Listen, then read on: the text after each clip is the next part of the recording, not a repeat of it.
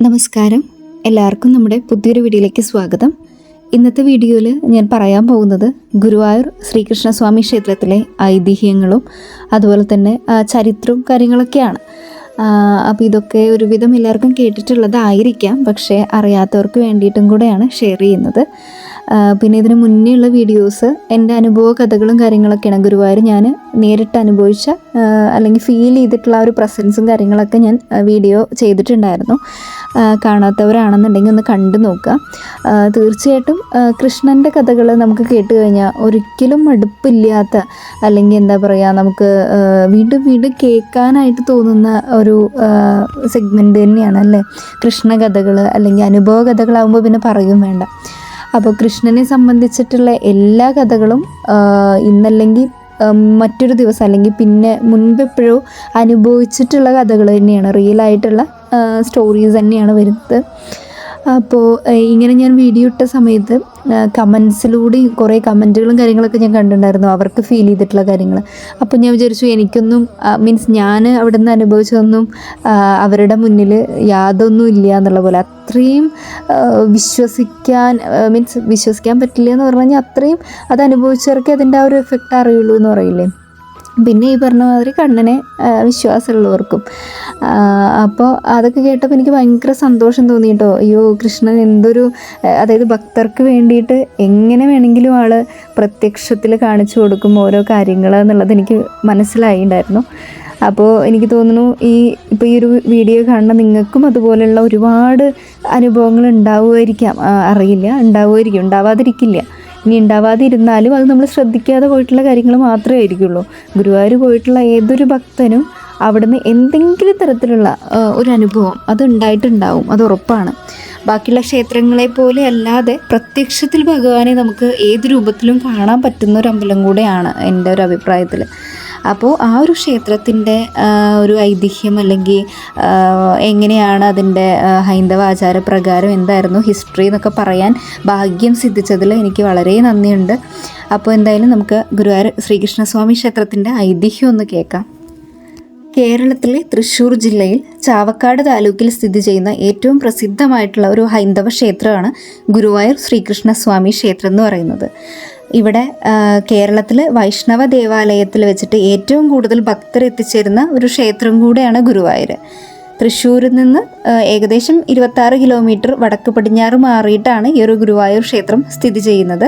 ഇവിടുത്തെ യഥാർത്ഥ പ്രതിഷ്ഠ എന്ന് പറയുന്നത് ചതുർബാഹുവായിട്ടുള്ള മഹാവിഷ്ണുവാണ്. അതായത് 4 കൈയോട് കൂടിയിട്ടുള്ള മഹാവിഷ്ണുവിൻ്റെ പ്രതിഷ്ഠയാണ്. പക്ഷേ എന്നിരുന്നാലും ഭഗവാന്റെ 9ാമത്തെ അവതാരമായിട്ടുള്ള ശ്രീകൃഷ്ണൻ്റെ പേരിലാണ് ഈ ക്ഷേത്രത്തിലെ പ്രസിദ്ധി. അതായത് ഗുരുവായൂരപ്പൻ എന്നറിയപ്പെടുന്ന ഇവിടെയുള്ള ഭഗവാൻ കേരളത്തിലെ ഹിന്ദുക്കളുടെ ഇടയിൽ പ്രധാന ആരാധനാമൂർത്തികളിൽ ഒരാളായിട്ട് കൃഷ്ണൻ്റെ ആ ഒരു ഇതിലാണ് നമുക്കൊക്കെ പ്രസിദ്ധമായിട്ട് അറിയുന്നത്. പൊതുവെ ഉണ്ണിക്കണ്ണൻ്റെ രൂപത്തിലാണ് ഭൂരിപക്ഷം ഭക്തരും ഗുരുവായൂരപ്പനെ ആരാധിക്കുന്നത്. കൃഷ്ണാവതാര സമയത്ത് മാതാപിതാക്കളായ ദേവകിക്കും വസുദേവർക്കും കാരാഗൃഹത്തിൽ വെച്ച് ദർശനം നൽകിയ മഹാവിഷ്ണുവാണ് ഇവിടെയുള്ളതെന്ന് ഭക്തർ വിശ്വസിക്കുന്നുണ്ട്. ഇതാണ് ഗുരുവായൂരപ്പനെ ഉണ്ണിക്കണ്ണൻ്റെ രൂപത്തിൽ കാണുന്നതിന് ഒരു കാരണം. ആദ്യകാലത്ത് ഇതൊരു ഭഗവതി ക്ഷേത്രമായിരുന്നു. പഴയ ഭഗവതി ക്ഷേത്രത്തിലെ പ്രതിഷ്ഠയാണ് ഇന്ന് നമ്മൾ കാണുന്ന ക്ഷേത്രം. അതിലകത്ത് വടക്ക് കിഴക്കായി ഇടത്തരികത്ത് കാണപ്പെടുന്ന ദുർഗാഭദ്രകാളി സങ്കല്പത്തോടു കൂടിയ ഭഗവതി. ഈ ഭഗവതിയാണ് ഗുരുവായൂർ ക്ഷേത്രത്തിൻ്റെ സംരക്ഷണ മൂർത്തി എന്നും വിശ്വാസമുണ്ട്. തന്മൂലം ഈ പ്രതിഷ്ഠയ്ക്ക് സവിശേഷ പ്രാധാന്യം കൂടുതലാണ്. ക്ഷേത്രത്തിൽ ഉപദേവതകളായിട്ട് ഗണപതി 2 പ്രതിഷ്ഠകളുണ്ട്. ഒന്ന് അകത്തും പിന്നെ അതുപോലെ തന്നെ പുറത്തും ഉണ്ട് ഗണപതി സാന്നിധ്യം. പിന്നെ അയ്യപ്പൻ, സുബ്രഹ്മണ്യൻ, ഹനുമാൻ, അനന്തൻ തുടങ്ങിയ നാഗദൈവങ്ങൾ എന്നിവർക്കും പ്രതിഷ്ഠകളുണ്ട്. കൂടാതെ ഒരു അദൃശ്യ സങ്കല്പമായിട്ട് ശിവൻ്റെ ആരാധനയും നടക്കുന്നുണ്ട്. നമ്മൾ തൊഴാൻ പോകുന്ന സമയത്ത് അറിയാം, ഇടത്തരകത്തുകാവ് തൊഴുതതിന് ശേഷം പിന്നെ നമ്മൾ അങ്ങോട്ട് മമ്മിയൂരിൻ്റെ അവിടെ ദർശനമാക്കിയിട്ട് ശിവനെ മനസ്സിൽ വിചാരിച്ചിട്ടാണ് തൊഴുന്നത്. കുംഭമാസത്തിലെ പൂയം നക്ഷത്ര ദിവസമാണ് കൊടിയേറി 10 ദിവസം നീണ്ടു നിൽക്കുന്ന ഉത്സവം നടക്കുന്നത്. അതാണ് ക്ഷേത്രത്തിലെ ഏറ്റവും ഒരു പ്രധാന ആഘോഷം എന്ന് പറയുന്നത്.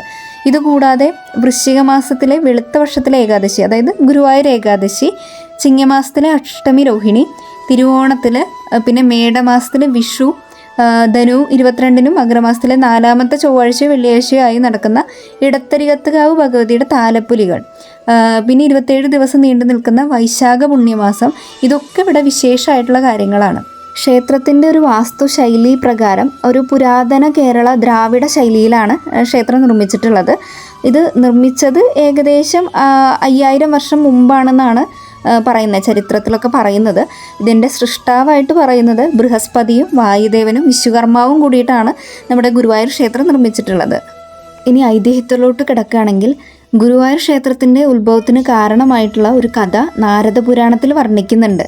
അതായത് കുരുവംശത്തിലെ പിന്മുറക്കാരനും അർജുനൻ്റെ പൗത്രനും അഭിമന്യുവിൻ്റെ പുത്രനുമായ പരീക്ഷിത്ത് മഹാരാജാവ് മുനിശാപത്തെ തുടർന്ന് ഉഗ്രസർപ്പമായ തക്ഷകൻ്റെ കടിയേറ്റ് അപമൃത്യു വരിച്ചു. തുടർന്ന് അദ്ദേഹത്തിൻ്റെ പുത്രൻ ജനമേജയൻ തൻ്റെ പിതാവിൻ്റെ അന്ത്യത്തിനു കാരണമായ സർപ്പവംശത്തെ മുഴുവൻ ഉന്മൂലനം ചെയ്യുന്നതിനായിട്ട് സർപ്പസത്രം എന്ന ഉഗ്രയാഗം നടത്തി.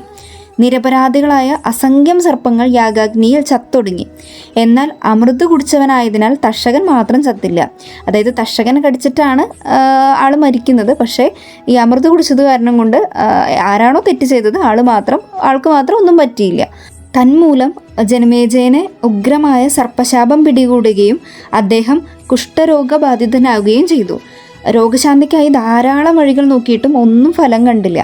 അങ്ങനെ ശരീരം കൊണ്ടും മനസ്സുകൊണ്ടും ഏറെ തളർന്ന ജനമേജയന് മുമ്പിൽ ദത്താത്രേയ മഹർഷി പ്രത്യക്ഷപ്പെടുകയും രോഗശാന്തിക്കായി ഗുരുവായൂരിലെ മഹാവിഷ്ണുവിനെ ഭജിക്കണമെന്ന് ഉപദേശിക്കുകയും ചെയ്തു.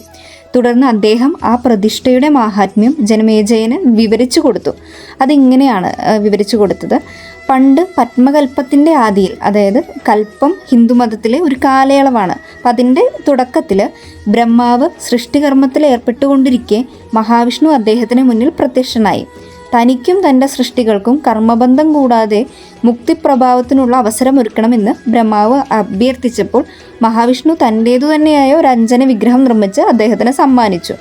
പിന്നീട് വരാഹകൽപ്പത്തിൽ ബ്രഹ്മാവ് ഈ വിഗ്രഹം സുതപസ് എന്ന മഹാരാജാവിന് സമ്മാനിച്ചു.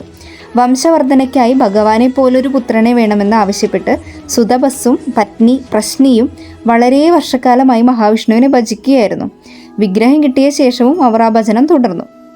അവരുടെ പ്രാർത്ഥനയിൽ സംപ്രീതനായിട്ടുള്ള ഭഗവാൻ അവർക്ക് മുന്നിൽ പ്രത്യക്ഷപ്പെട്ട് താൻ തന്നെ 3 ജന്മങ്ങളിൽ പുത്രനായി അവതരിക്കുമെന്നും അപ്പോഴെല്ലാം വിഗ്രഹം പൂജിക്കാനുള്ള ഭാഗ്യം അവർക്കുണ്ടാകുമെന്നും അരുൾ ചെയ്തു.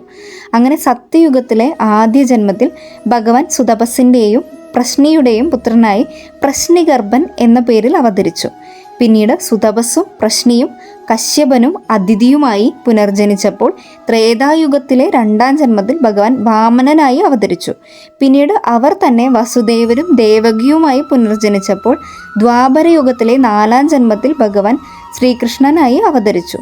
ഈ ജന്മങ്ങളിലെല്ലാം അവർക്ക് മേൽപ്പറഞ്ഞ വിഗ്രഹം പൂജിക്കാനുള്ള ഭാഗ്യം സിദ്ധിക്കുകയും ഭഗവാൻ അവരുടെ പുത്രനായി അവതരിക്കുകയും ചെയ്തു.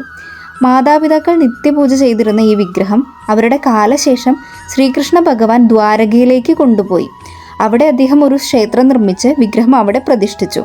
എന്നും അദ്ദേഹം ഇവിടെ വന്ന് പൂജ നടത്തുമായിരുന്നു. ഒടുവിൽ ദ്വാപരയുഗത്തിൻ്റെ അന്ത്യത്തിൽ ഭഗവാൻ സ്വർഗാരോഹണത്തിനൊരുങ്ങുമ്പോൾ ഭക്തോത്തമനും ശിഷ്യനുമായ ഉദ്ധവരോട് ഇങ്ങനെ പറഞ്ഞു: ഉദ്ധവരെ, ഇന്നേക്ക് 7ാം ദിവസം ദ്വാരക സമുദ്രത്തിനടിയിലാകും.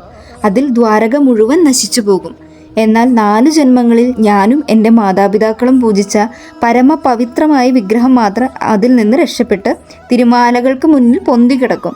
ആ വിഗ്രഹം താങ്കൾ ദേവഗുരുവായ ബൃഹസ്പതിയെ ഏൽപ്പിക്കണം. തുടർന്ന് ശിഷ്ടകാലം തപസ് അനുഷ്ഠിക്കാനായി ബദരീകാശ്രമത്തിലേക്ക് പോകുക.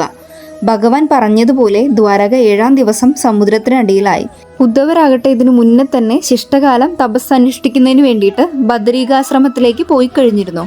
പോകുന്നതിന് മുമ്പ് അദ്ദേഹം ബൃഹസ്പതിയോട് ഇക്കാര്യം പറഞ്ഞു. അപ്പോൾ ബൃഹസ്പതി എത്തുമ്പോഴേക്കും ദ്വാരക പൂർണ്ണമായും കടലടിച്ചു പോയിട്ട് കഴിഞ്ഞിട്ടുണ്ടായിരുന്നു. എന്നാൽ അപ്പോൾ തന്നെ 4 ജന്മങ്ങളിൽ ഭഗവാന്റെ മാതാപിതാക്കൾ പൂജിച്ച ദിവ്യ വിഗ്രഹം കടൽ വെള്ളത്തിൽ ഒഴുകി നടക്കുന്നത് അദ്ദേഹം കണ്ടു. പക്ഷെ അതെങ്ങനെ എടുക്കുമെന്നറിയാതെ കുഴഞ്ഞ ബൃഹസ്പതി ഉടനെ തന്നെ ശിഷ്യനായ വായുദേവനെ വിളിച്ചു വരുത്തി. വായുദേവൻ പ്രത്യക്ഷപ്പെട്ടിട്ട് തിരമാലകളിലൂടെ വിഗ്രഹം കരയ്ക്കെത്തിച്ചു. തുടർന്ന് വിഗ്രഹം പ്രതിഷ്ഠിക്കാൻ ഉചിതമായ സ്ഥാനം തേടി ആകാശമാർഗേണ ഭാരതം മുഴുവൻ യാത്ര ചെയ്തു. ഒടുവിൽ ഭാർഗവ ക്ഷേത്രത്തിൻ്റെ പടിഞ്ഞാറു ഭാഗത്ത് കടലിനോടടുത്തായി അതിമനോഹരമായൊരു താമരപ്പൊയ്ക അവർ കാണാനിടയായി. ചുറ്റും പക്ഷികളുടെ കളകൂജനം, ഹരിതാപ നിറഞ്ഞ അന്തരീക്ഷം. അതിനിടയിൽ അവർ ആകാശത്തു നിന്ന് ആ അത്ഭുത കാഴ്ച കണ്ടു. ലോകമാതാപിതാക്കളായ പാർവതി പരമേശ്വരന്മാർ ആനന്ദ താണ്ഡവ നൃത്തമാടുന്നു. ആ കാഴ്ച കണ്ടപ്പോൾ തന്നെ അവർ താഴെ ഇറങ്ങി ഇരുവരും പാർവതി പരമേശ്വരന്മാരെ വന്ദിച്ചു. ശിവൻ മേൽപ്പറഞ്ഞ സ്ഥലത്തിൻ്റെ മാഹാത്മ്യം ബൃഹസ്പതിക്കും വായുദേവനും വിവരിച്ചു കൊടുത്തു. നമ്മൾ നിൽക്കുന്ന ഈ സ്ഥലം തന്നെയാണ് പരമപവിത്രമായ ഈ വിഷ്ണു വിഗ്രഹം പ്രതിഷ്ഠിക്കുന്നതിന് ഏറ്റവും ഉചിതമായ സ്ഥാനം. പണ്ട് ഇവിടെയാണ് പുണ്യവാന്മാരായ പ്രജേതസ്സുകൾ തപസ് അനുഷ്ഠിച്ചിരുന്നത്. അവർക്ക് ഞാൻ രുദ്രഗീതം ഉപദേശിച്ചതും ഇവിടെ വെച്ചാണ്. തുടർന്ന് 10,000 വർഷം അവർ ഇവിടെ തപസ്സിരുന്നു. അവരുടെ മുന്നിൽ പ്രത്യക്ഷപ്പെട്ട മഹാവിഷ്ണു അവർക്ക് സർവ്വ ശ്രേയസ്സുകളും നൽകി. ബൃഹസ്പതി, ദേവഗുരുവായ അങ്ങും അങ്ങയുടെ ശിഷ്യനായ വായുദേവനും ചേർന്ന് പ്രതിഷ്ഠ നടത്തുന്ന ഈ സ്ഥലം ഇനി ഗുരുവായൂർ എന്നറിയപ്പെടും. കലികാലത്ത് ഭക്തർക്ക് അഭയമായി ഈ സങ്കേതം മാറും. ഞാൻ പാർവതി ദേവിയോടൊപ്പം അടുത്തു തന്നെ സ്വയംഭൂവായി അവതരിക്കുകയും ചെയ്യും. ഇത് കേൾക്കേണ്ട താമസം ബൃഹസ്പതി ദേവശില്പിയായ വിശ്വകർമാവിനെ വിളിച്ചു. അദ്ദേഹം ഉടനെ തന്നെ പഞ്ചപ്രാകാരങ്ങളോടുകൂടിയ ഒരു മഹാക്ഷേത്രം പരിഗണിപ്പിച്ചു. ബൃഹസ്പതിയും വായുദേവനും താന്ത്രിക വിധിപ്രകാരം അവിടെ പ്രതിഷ്ഠ കഴിച്ചു. ഇന്ദ്രാദിദേവകൾ പുഷ്പവൃഷ്ടി ചൊരിഞ്ഞു. നാരദ മഹർഷി സ്തുതിഗീതങ്ങൾ പാടി. ഈ മംഗളമുഹൂർത്തത്തിന് സാക്ഷിയാകാൻ നിന്ന പാർവതി പരമേശ്വരന്മാർ അടുത്തു തന്നെയുള്ള മമ്മിയൂരിൽ സ്വയംഭൂവായി അവതരിച്ചു. അങ്ങനെ ഗുരുവും വായുവും ചേർന്ന് വിഷ്ണു പ്രതിഷ്ഠ നടത്തിയ പുണ്യഭൂമി ഗുരുവായൂരായും അവിടുത്തെ ദേവൻ ഗുരുവായൂരപ്പനായും മാറി. വൈകുണ്ഠത്തിലേതുപോലെ ഭഗവാൻ ഇവിടെയും സർവ്വചൈതന്യ സമ്പൂർണനായി വാഴുന്നതിനാൽ ഇവിടം ഭൂലോക വൈകുണ്ഠമായി കണക്കാക്കപ്പെടുന്നു. ഈ കഥ കേട്ടറിഞ്ഞ ജനമേജയൻ ഉടനെ തന്നെ കുടുംബസമേതം ഗുരുവായൂരിലേക്ക് പുറപ്പെട്ടു. 1 വർഷം അദ്ദേഹം അവിടെ ഭജനമിരുന്നു. ഭജനത്തിനിടയിൽ അദ്ദേഹം മമ്മിയൂരിലും ദർശനം നടത്തി. തന്മൂലം ഏറെക്കാലം കഴിയും മുമ്പ് തന്നെ അദ്ദേഹം കുഷ്ഠരോഗ വിമുക്തി നേടി. പിന്നീട് ഏറെ വർഷക്കാലം അദ്ദേഹം ആരോഗ്യ ദൃഢഗാത്രനായി ജീവിച്ചു. ഇതാണ് നമ്മൾ ഈ കാണുന്ന ഗുരുവായൂർ ക്ഷേത്രത്തിൻ്റെ ഐതിഹ്യം എന്ന് പറയുന്നത്. അതായത് നമ്മുടെ പുരാണ ഗ്രന്ഥങ്ങളിലും വേദശാസ്ത്രങ്ങളിലൊക്കെ പറയുന്ന ഗുരുവായൂർ ക്ഷേത്രം എങ്ങനെ ഉണ്ടായി, ഗുരുവായൂരപ്പൻ്റെ പ്രതിഷ്ഠ അവിടെ എങ്ങനെ വന്നു എന്നുള്ളതിൻ്റെയൊക്കെ എല്ലാ ഒരുവിധം വേദഗ്രന്ഥങ്ങളിലൊക്കെ കാണുന്ന ഒരു ഐതിഹ്യമാണ് ഗുരുവായൂർ എന്നുള്ള പേര് എങ്ങനെ വന്നു എന്നുള്ളതൊക്കെ. ഇതിനു പുറമെ ഗുരുവായൂർ എന്നുള്ള പേരിന് പിന്നിൽ വേറെയും ഒരു ഐതിഹ്യം പറയുന്നുണ്ട്. അത് പക്ഷേ തെളിയിക്കപ്പെടാത്തൊരു കാര്യമാണ്. ഹിസ്റ്റോറിക്കലായിട്ടൊക്കെ ജസ്റ്റ് പറയുന്നൊരു വിവരണമാണ്. അതെന്താണെന്നും കൂടെ നമുക്ക് നോക്കാം. ഇവിടെ ഈ കുരവയൂർ എന്നായിരുന്നു ഗുരുവായൂരിൻ്റെ ആദ്യകാല നാമത്രേ. അപ്പോൾ 14-ാം നൂറ്റാണ്ടിലെ കോക സന്ദേശത്തിൽ കുരവയൂർ എന്നാണ് പരാമർശിച്ചിരിക്കുന്നത്. അപ്പോൾ ഈ കുരവക്കൂത്ത് എന്ന് പറഞ്ഞിട്ടുള്ള ഒരു പുരാതന കലാരൂപം ഇവിടെ അരങ്ങേറിയുന്നതായി VVK വാലത്ത് ഊഹിക്കുന്നു. കുരവയൂർ എന്ന പേര് ഇങ്ങനെ വന്നതായിരിക്കാം എന്നും ആള് പറയുന്നുണ്ട്. ഇത് ലോപിച്ച് ഗുരുവായൂർ എന്നായി മാറി എന്നാണ് അവരുടെ കണ്ടെത്തൽ. എന്നാൽ 14-ാം നൂറ്റാണ്ടിലെ കോക സന്ദേശം പോലെയുള്ള ഗ്രന്ഥങ്ങളിൽ തമിഴ് സാധ്വേനം വളരെ വ്യക്തമായിട്ട് കാണാം. അതായത് തമിഴ് ഭാഷയിൽ ഗ എന്നാൽ ക എന്ന് ഒക്കെ പറയുന്നത് എന്ന അക്ഷരം തന്നെയാണ്. അതായത് ഗായ്ക്ക് ക തന്നെയാണ് ഉപയോഗിക്കുന്നത്. അപ്പോൾ ഗുരുവായൂർ എന്നുള്ളത് കുരുവായൂർ എന്ന് തന്നെയാണ് അവർ പറഞ്ഞു വരുന്നത്. അപ്പോൾ അതിനാൽ കുരവയൂർ ഗുരുവായൂരായി മാറിയതാണെന്ന വാദം നിലനിൽക്കില്ലെന്നാണ് ബാക്കിയുള്ളവർ ഒരു കൂട്ടം പേര് വാദം ഉന്നയിക്കുന്നത്. മാത്രമല്ല കേരളത്തിലെ മറ്റു കലാരൂപങ്ങൾക്ക് വ്യക്തമായ ചരിത്രം ലഭ്യമാണെന്നിരിക്കെ ഈ കുരവക്കൂത്ത് മാത്രം എങ്ങനെയാണ് വിസ്മരിക്കപ്പെട്ടു എന്നുള്ളതും ചോദ്യം ഉയരുന്നുണ്ട്. അപ്പോൾ ഈ ഒരു കലാരൂപത്തെക്കുറിച്ച് മറ്റ് പരാമർശങ്ങളൊന്നും ലഭ്യമല്ല. അപ്പോൾ അതാ ഞാൻ ഈ പറഞ്ഞത്, അങ്ങനൊരു ചരിത്രം അല്ലെങ്കിൽ അങ്ങനൊരു ഐതിഹ്യം നമുക്ക് തെളിയിക്കാനൊന്നും പറ്റിയിട്ടില്ല. അപ്പോൾ നമുക്ക് കുറച്ച് ഫേമസ് ആയിട്ട് അല്ലെങ്കിൽ കുറച്ചധികം പേര് വിശ്വസിച്ച് പോകുന്ന ഐതിഹ്യം എന്ന് പറയുന്നത് ഗുരുവും വായുവും കൂടെ പ്രതിഷ്ഠിച്ചതായത് കാരണം കൊണ്ട് ഗുരുവായൂർ എന്നുള്ള പേരിൽ അറിയപ്പെടുന്നു എന്നുള്ളത് തന്നെയാണ്. അപ്പോൾ ഈ ഒരു ചരിത്ര കഥയിലും ഭഗവാന്റെ ആ ഒരു ഭക്തി അല്ലെങ്കിൽ എന്താ പറയുക, ആ ഒരു പ്രസൻസ് തന്നെയാണ് ഉടനീളം പറയുന്നത്. അപ്പോൾ തീർച്ചയായിട്ടും ഇത് കേൾക്കുന്ന എല്ലാവർക്കും ഭഗവാന്റെ അനുഗ്രഹം ഉണ്ടാവട്ടെ എന്ന് ഞാൻ പ്രാർത്ഥിക്കുന്നു. അപ്പോൾ നിങ്ങളും ഈ ഒരു ചരിത്രം മുന്നേ കേട്ടിട്ടുണ്ടാവും എന്ന് പ്രതീക്ഷിക്കുന്നു. കേട്ടിട്ടില്ല എന്നുണ്ടെങ്കിൽ തീർച്ചയായിട്ടും നിങ്ങൾക്കൊരു ഉപകാരമാവും.